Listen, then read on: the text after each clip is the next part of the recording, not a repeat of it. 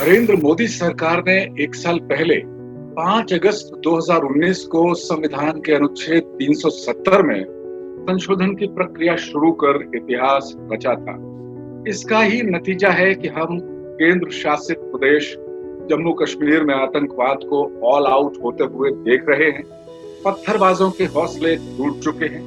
अलगाववाद के सारे सरगना घरों के अंदर छुप गए हैं। पाकिस्तान परस्त हुर्रियत कॉन्फ्रेंस का वजूद चकनाचूर हो चुका है। घाटी में विकास की बयार बहाने के लिए युद्ध स्तर पर काम हो रहा है। कुल मिलाकर मोदी सरकार ने साबित कर दिया है कि राजनीतिक इच्छा शक्ति हो तो कोई भी फैसला बहुत आसानी से लिया जा सकता है। उस दिन से अनुच्छेद 370 के सभी खंड लागू नहीं होंगे।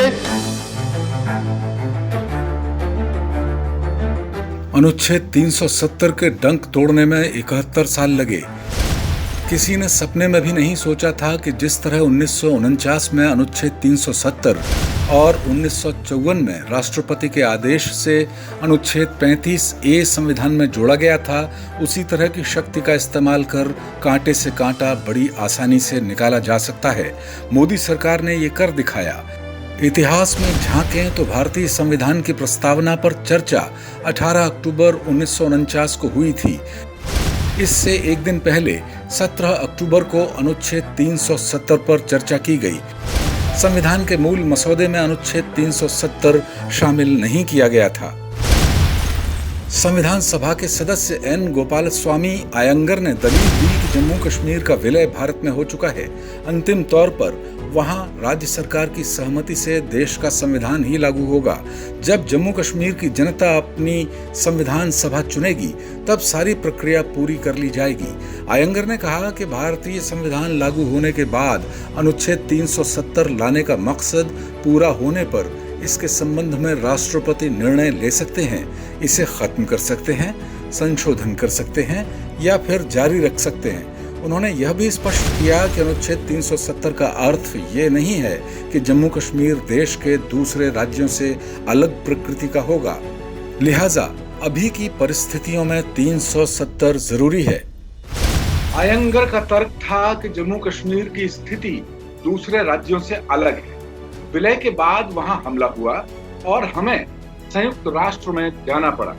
वहां नेहरू सरकार ने कुछ वादे विश्व बिरादरी से किए हैं, इसलिए वहां भारतीय संविधान अचानक लागू नहीं किया जा सकता।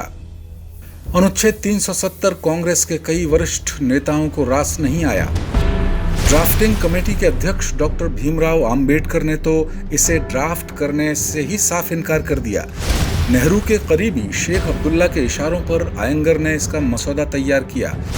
सरदार पटेल ने इस पर गंभीर आपत्ति जताई थी।